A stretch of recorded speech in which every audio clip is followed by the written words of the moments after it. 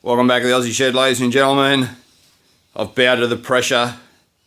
I wasn't going to make a YouTube video on this. As you can see, this project's nearly finished.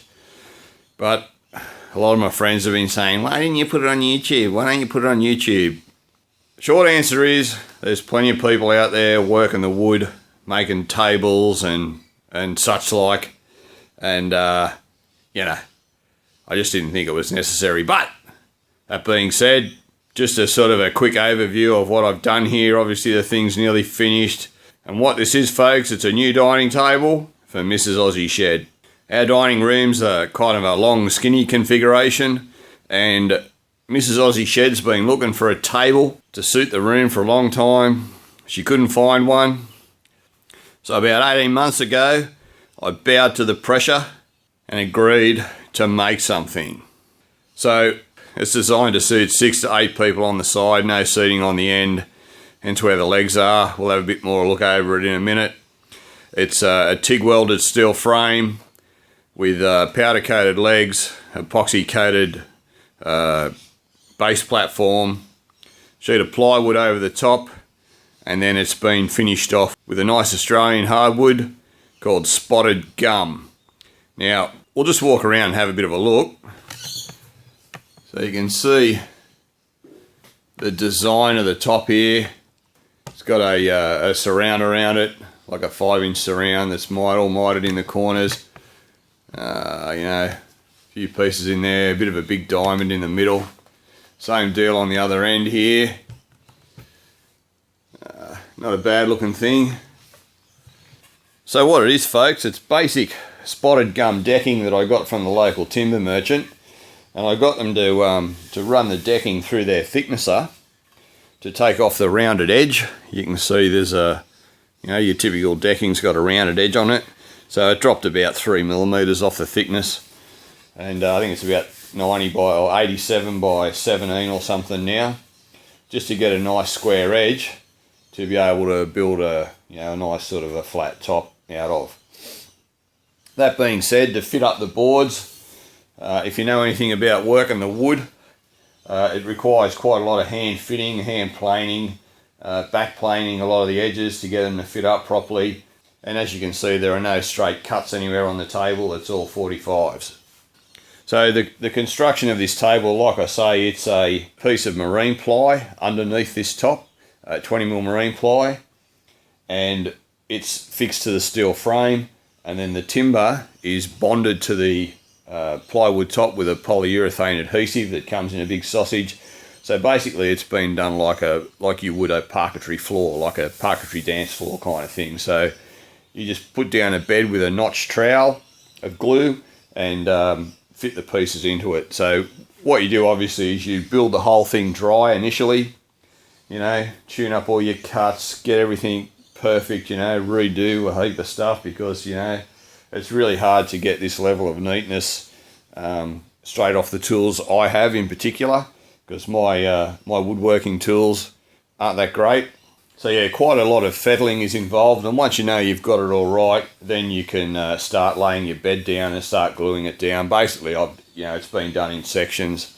The centerpiece was done first, marked out, finished first, glued down, and let go off, and then the other pieces have been put onto it with different layouts, drawn on them. One end's cut and then the other end's marked and cut, and so on and so forth until you get around the whole thing, and all the sides are set up with a straight edge, so that when you come to fit your border around the outside, it's all nice and straight, or as straight as it can be. You're obviously still going to need a lot of hand fitting on your border piece. I'll just take the camera off the tripod here. And to get the top looking like it's a solid piece, it's 2 pieces thick, So, I don't know if you can see here, but that's the join going along there. It's had a piece laminated around the front edge. It's only about 15mm wide, and that covers the plywood that this top is sitting on, and also gives you the appearance of being, very thick timber, which it's a bit more obvious here because there's a bit of a colour difference. Yeah, but when you come back, it's really hard to tell that, you know, that's how it's been done. Mrs. Aussie Shed saw some legs on the internet and she said, "Honey, you could make those for me, couldn't you?" And I sort of said, "Oh, yeah, I suppose." So, so I did. So they're just, it's about 70mm by 6mm flat plate, and it's all just sort of TIG welded together. One's, you know, one's sideways and one's put on the flat to give this kind of a appearance. It's not a bad looking sort of a setup. And like I say, it bolts up into the frame around the top, which is 75 by 50, 2mm wall thickness, box section around the top. I'll get a light and we'll go underneath and I'll give you a bit of an optic, which will give you a bit of an idea as to how it's built. You can see here how the edge has been done. You can just see the underside here. That's the plywood that's sitting on the top here, and that's where the edge is on the outside, which isn't visible once the table's up.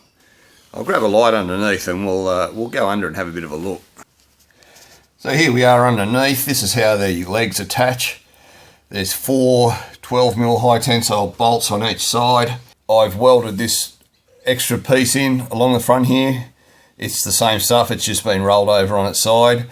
And then where the bolts go through, there's a piece of, I think it's about 60 by 10 flat bar that's been slid in and then plug welded through and then drilled and tapped to take these bolts. So where the legs fix, it's very solid. As I said, the whole thing is TIG welded. Right here in the Aussie Shed, it's quite a strong sort of a solution, and you can see there's multiple tabs along it to anchor it to the plywood. There are cross braces. There are 3 cross braces other than the end supports, which allow you to get quite a good fixing. So yeah, that's about it really. It's fairly basic design. It's just basically a rectangle of 4x2 steel box section, TIG welded together, mitered on the corners, piece put on the flat either end, TIG welded in, or some flat bar slid in before it's TIG welded in, and then the holes drilled and tapped for the legs. The legs I made up first, obviously, to sort of get me started on the layout. I haven't, this wasn't done from any kind of a plan other than some rough measurements which Mrs. Aussie Shed gave me. And yeah, it's been a bit of an item of contention, the table. Hang on, I'll just go up top. Yeah, so the table's been a bit of a thing. Like I say, I agreed to make it for a birthday for her, but that was last year. She's since had another birthday, and the pressure's been put back on me to make this table, because I did start it, but it was sitting in the corner in an uncompleted state. But I've come good. I've put aside some other projects, and I've got the dining table up to this level. Just back on the frame, like I say, the top frame has been painted in an epoxy, and the legs have been powder coated just to give them a little bit more durability from, you know, people scuffing them with their shoes and all that kind of thing. So that's where it's at. Not an overcomplicated thing to build. Fortunately, I'm quite familiar working with wood and steel, and I'm able to do things like this. Like I say, we weren't able to buy a table to fit into the space that Mrs. Aussie Shed wanted to put the table, so, you know. So where I'm at with it at the moment is I'm about to put the finish on. And the finish that I'm going to be putting on this table, I'm going to put on a hard burnishing oil, which is an oil that goes on, it soaks into the timber, it leaves you with a fairly sort of a tactile finish. It's not like a polyurethane that sort of sits on the surface and has a real sort of plasticky feel. When I do stuff in timber, particularly nice hardwoods like this, I always like them to feel like timber. So what I've got here, and I have no affiliation with this brand or anything, it's Organoil, 100% natural hard burnishing oil. It's applied in 2 coats, so you apply it to the table quite liberally and let it sit for about 2 or 3 hours for a hardwood and about an hour for a softwood until it sort of soaks in quite a bit. And you throw another coat over it and get it all kind of nice and wet, but not too wet, you know. Throw another coat on, give it maybe half an hour to kind of soak in a bit. And when it's just still a bit wet but not puddling, you go at it with your random orbital sander and start rubbing it in, which is basically the burnishing part of it. So my sander here is just a cheap random orbital sander. I've got a 400 grit pad on there, which is the finish that's on the table at the moment. So what I'll do is I'll lather it up with some oil, and then once it's had the second coat and dried off, I'll then go at it with the random orbital sander and start burnishing the oil in. Once I get it finished to that point, I'll then go over it with 1200 on the pad, and what happens is the heat generated by the pad will set the oil, and it creates a really nice sort of satin oiled finish that's actually quite hard and very durable. It's waterproof. You can put coffee cups and stuff on there and it won't stain. Obviously you don't want to put anything super hot on there because you'll mark anything. But yeah, pretty decent sort of a finish it gives you. So that's where I'm at. I'm about to start setting it up for the finish, so I might just mask off around the bottom. I might keep the camera running while I'm throwing some oil on it. We'll see. Alrighty, ladies and gentlemen. Bit of plastic around the bottom to stop the splashing on everything. Time to just give it a bit of a crack. Just throwing a bit of the oil product into a paint mixing cup. Nice new brush. And we'll just start laying her on. Alrighty. Oh, look at that. Isn't that beautiful?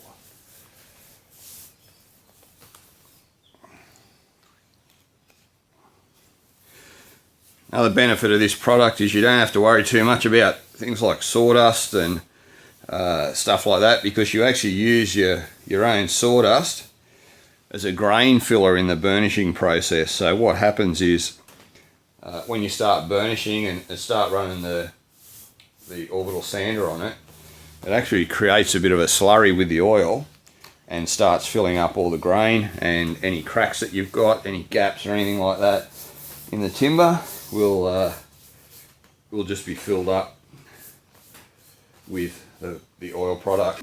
Yes. So like I say, any sawdust left on the timber is actually desirable, and it's not an issue. You don't have to have like a super clean area to put the stuff on. Not like a polyurethane where you're always fighting dust particles and stuff setting on your finish. You know, when you're in the process of putting that final finish on, it's certainly makes things a lot easier using this type of finish, and believe me, it's something I certainly prefer as far as a finished product compared to a polyurethane. They just don't do it for me, ladies and gentlemen. They just don't do it for me. They just look and feel too plastic, in my opinion. And I'm the same pretty much with all my timber work. Not a fan of any of the finishes that reside on the surface. They just really don't do it for me. There you go, look, we'll even just throw a bit on. We want a nice liberal amount of this on here. So it's nice and wet. And it's just going to soak in really, really nicely. Alright, let's move up to another section. To the middle. Go, I'll even just tip a bit on there and just start putting it out. Like I say, this is the beauty of oils. You can apply them like this. You don't have to be a master bloody wood finisher. It's just a matter of bloody getting it on there something that you actually create the finish with a power tool, it's got to be a win in my book. The edges along the side of the table, I'll just rub those down with wet and dry while I'm doing the burnishing as well, just because it's it's a bit hard to control orbital sander along a thin edge like that, and you still need to obviously create the same thing with your finish.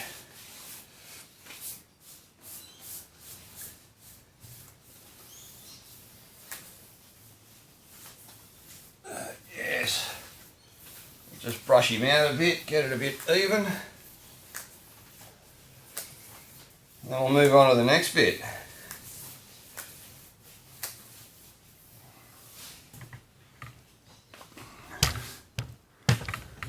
I know, we're at the end.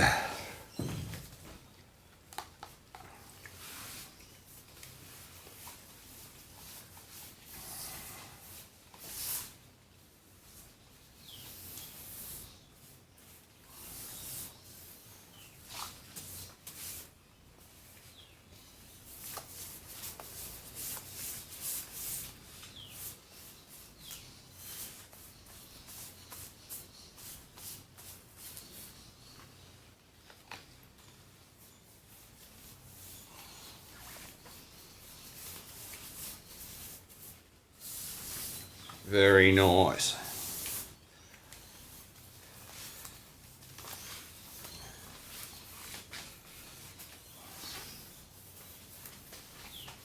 That's about it, ladies and gentlemen. At this point, it's just a matter of bloody lathering her up so there's plenty of oil on there, letting it sit for a few hours,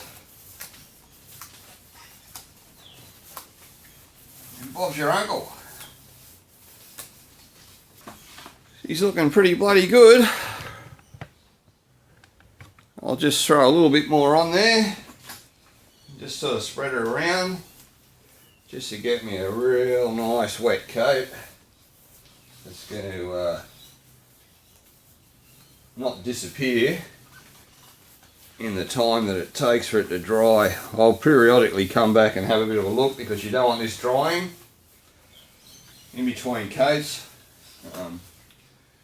All the work that needs to be done on this is all about doing it wet. As I say, we're trying to get this oil to penetrate into the timber. So letting it dry isn't what we want to do at this stage.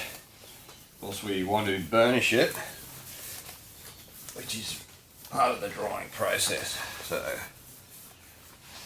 So there it is, ladies and gentlemen. We'll let it sit for 2 or 3 hours, periodically checking that it hasn't soaked up the oil in any areas. If it does, I'll just come back and touch it up to make sure there's no dry spots. After 2 or 3 hours, I'll go over it, give it another coat, but not as wet a coat as I'm doing this time. Just a coat just to make sure that the whole thing is wet but not dripping with oil, and then we'll go at it with the electric orbital sander. So I'll see you in about 3 hours. Bye now. Welcome back, folks. It's been 2.5 hours now, and the oil is mostly soaked in. It's got more of a matte finish now than more of a sort of a wet, horrible finish. I only had to touch up one time, just in a couple of areas where it dried out straight away after I put the oil on, which obviously you don't want that. You want the whole thing to kind of have an even wetness to it. So now that it's at this stage, I'll just give it another going over, but this time it won't be such a lathering coat. It'll only be just kind of a fairly sparing coat, just to sort of wet it up again. Okie dokie, here we go.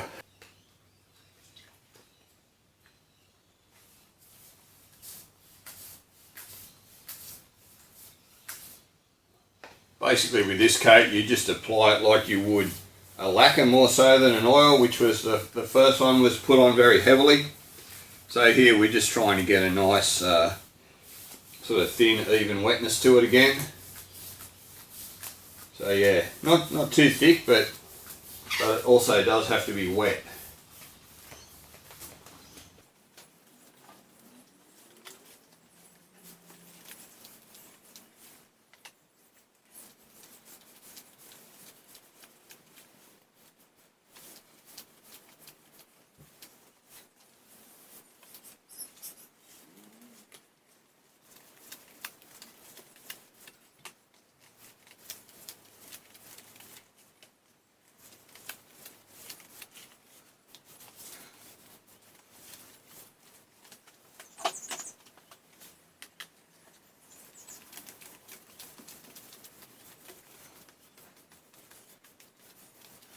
As I mentioned earlier, this is a really super easy finish to do, just because you don't have to worry about sawdust and stuff like that in your finish. Actually, it's preferable, as you'll see once we get the orbital sander back on it. It's what gives us our grain filler and fills in any little gaps that are left from putting the table together. It's a very easy, kind of a hassle-free thing, particularly if you don't have a super dust-free area where you can paint things like lacquers and stuff. And as I mentioned, it gives you a very nice, open pore, kind of a tactile feel to the timber work when it's finished, which is something that I really like.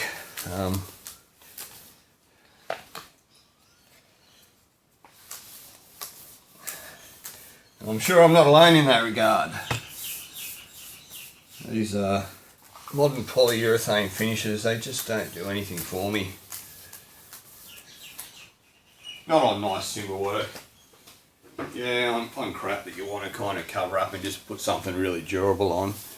Yeah, no worries at all, but on this sort of thing, not really my cup of tea.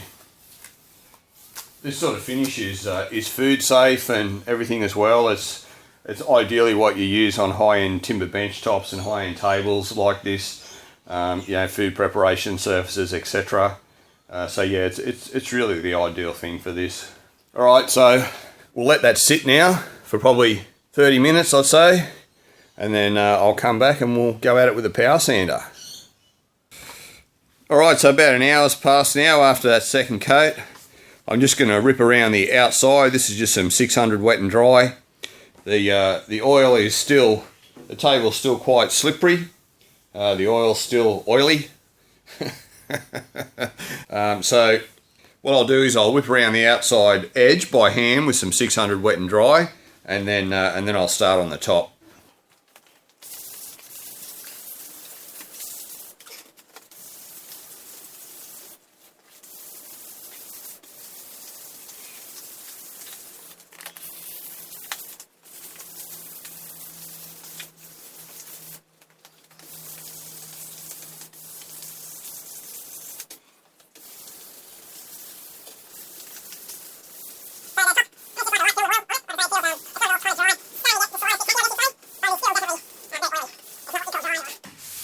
Or anything like that. So, whipped around that, it's pretty good. So now, I'll start on it with the orbital sander. So this is the pad that I used for the last pass with the sanding. It's a 400 grit, just a 6-inch pad, 6-inch Velcro pad. Yep, so we'll just start over it with that. And what it should do is form a bit of a slurry. I'll just move the camera over here, just so we can get a little bit more of a look. So I'll start up this end, and we'll just start on it, and you'll sort of see what happens.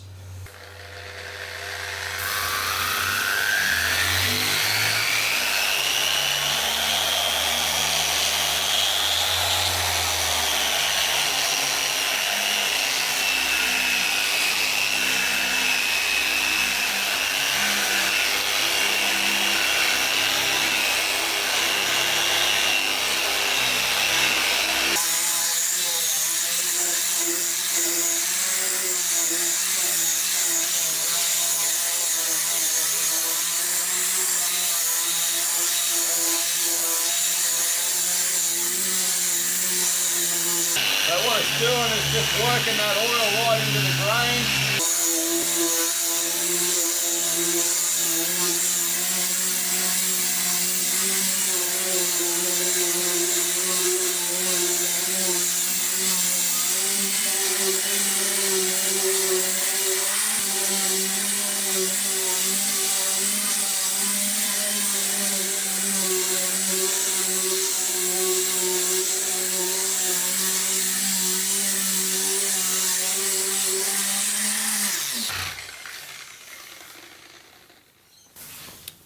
So what will eventually happen here is all the oil will just disappear from the surface. It'll all either be evaporated or pushed down into the grain, and you can see that what we've got here is a sort of an oily, pasty mixture on the disc, and it's a mixture of sawdust and the oil, and it is actually filling the grain and stuff as we go. So like I say, when I'm finished, most of the oil will be gone, and you know, the top will be looking pretty good.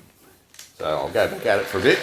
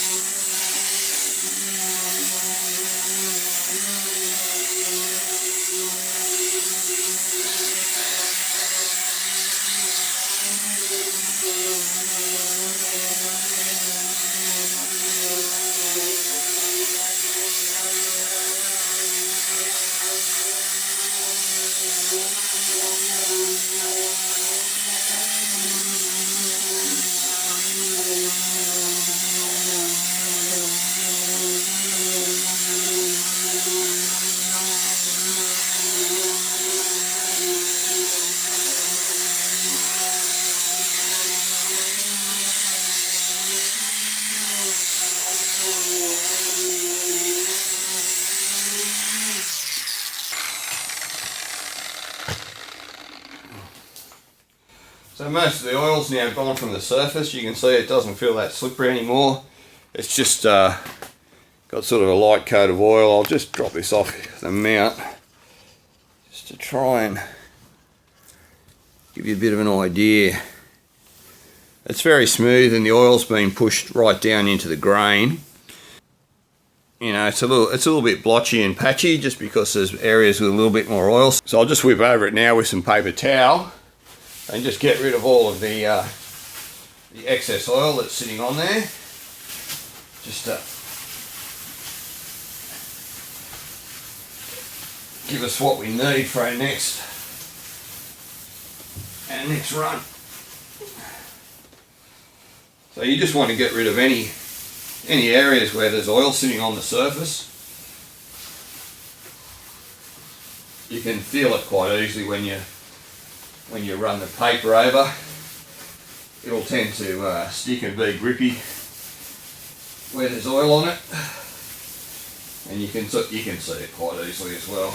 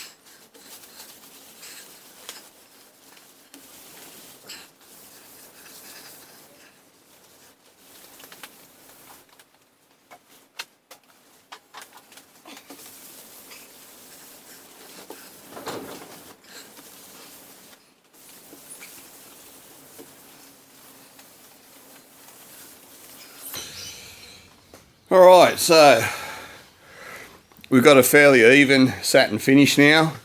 That's you know, it's quite good. There's no oil sitting on the surface. It's quite slippery. Paper glides over it pretty well without sticking now.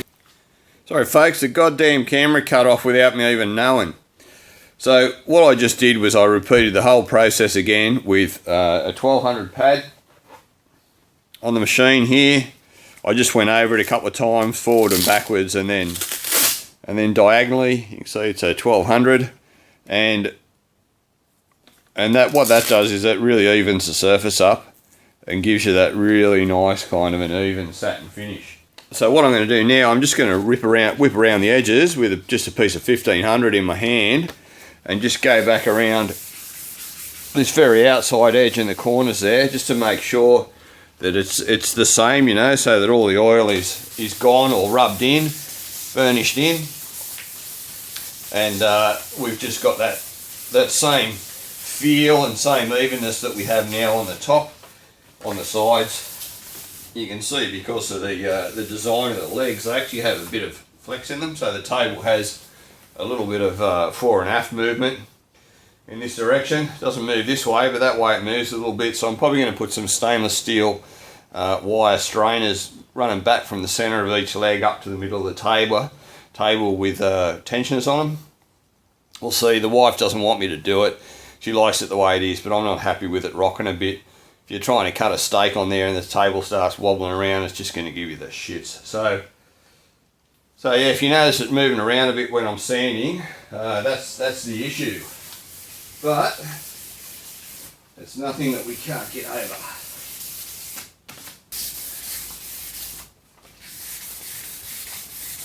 And just take any of that oil that's left on the surface and either push it into the grain or make it sort of evaporate and rub off. So yeah, that's pretty good now. So the last and final thing to do is just go over it once more with some paper towel and just try and get rid of any bits that are, any oily bits that are kind of popping up back out of the finish and out of the grain, just to kind of get it all nice and even again. I might even whip over it one more time with the 1200. As soon as the stupid camera cut off on me, I think I will. Just for shits and giggles, one more pass with the 1200, just for YouTube.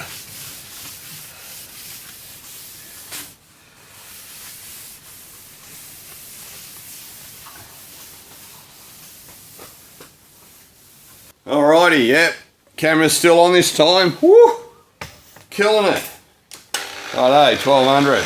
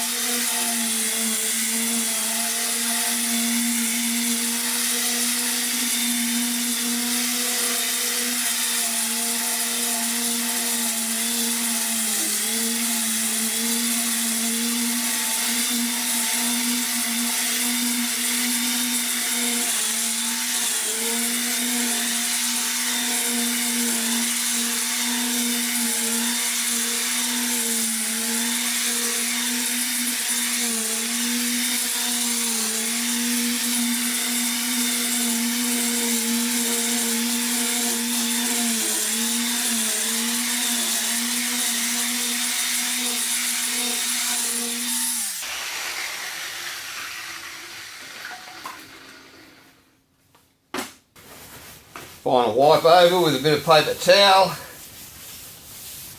and that's just about it. Very, very nice and smooth.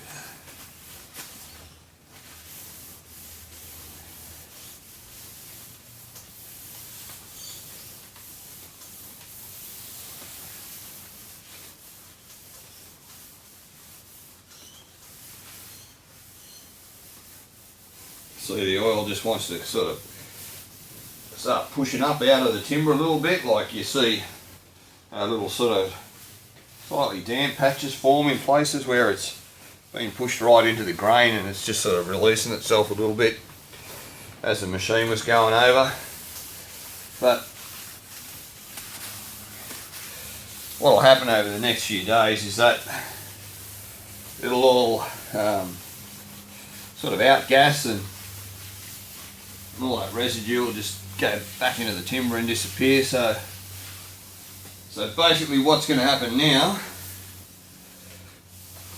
is I will let this sit for 3 or 4 days, and that's it. So yeah, and then it's ready to put in service, and Mrs. Aussie Shed will be over the moon, and I will be off the hook. That's got to be a win-win. There it is, folks. You can see it's a little bit, you can see some slightly damper areas. Like I say, I'll let this sit for 3 or 4 days now, and it'll sort of completely outgas, and you know, all the solvent will dry right out of it, and it'll just leave this beautiful hard oiled finish that you can still feel the grain of the timber, and it doesn't feel like it's made of plastic. It actually feels like it's made of timber. As I mentioned, it's food safe. It's just beautiful. It's definitely my preferred way of finishing nice timber work like this. So we'll let that dry off, and I'll take it inside and maybe get a shot of it in the dining room before we throw this on YouTube. So there you have it, ladies and gentlemen. The table is in the house. I managed to get it finished just in time. Mrs. Aussie Shed is very happy, and once again, I'm number one. You know the saying, happy wife, happy life. It turned out pretty good. The chairs are just what was left from the old dining table. Mrs. Aussie Shed hasn't organised some new chairs yet. She's going to be going for something a bit more modern looking. The old dining table that we had here was a bit of a sort of a recycled, rustic sort of a unit. But yes, as you can see, it looks quite nice. That bright patch there, that's just a skylight up above, just kind of shining on it. It turned out pretty good. As you can see, it's very spacious with 3 chairs on each side. It quite easily fits 4 on each side. We've got a walkway through here, which is why it had to be skinnier than a normal dining table. But yeah, very happy with how it turned out. But most of all, Mrs. Aussie Shed's happy. So that's bloody fantastic. Alright folks, as always, thanks for watching. I know this is a bit of a change from our regular programming, but you know, you got to do what you got to do, don't you? It is a silly season here in Oz too, coming up to Christmas, as it is everywhere else. In the line of work that I'm in, everyone wants everything done before Christmas. It's like the world's going to friggin' end. So at the moment, I'm bloody flat out like a lizard drinking, and it is slowing down my YouTube content a bit, but be certain I'll be back at it pretty bloody soon. Anyway, hope you like the distraction. As always, thanks for stopping by, and I'll see you on the next one. Cheers.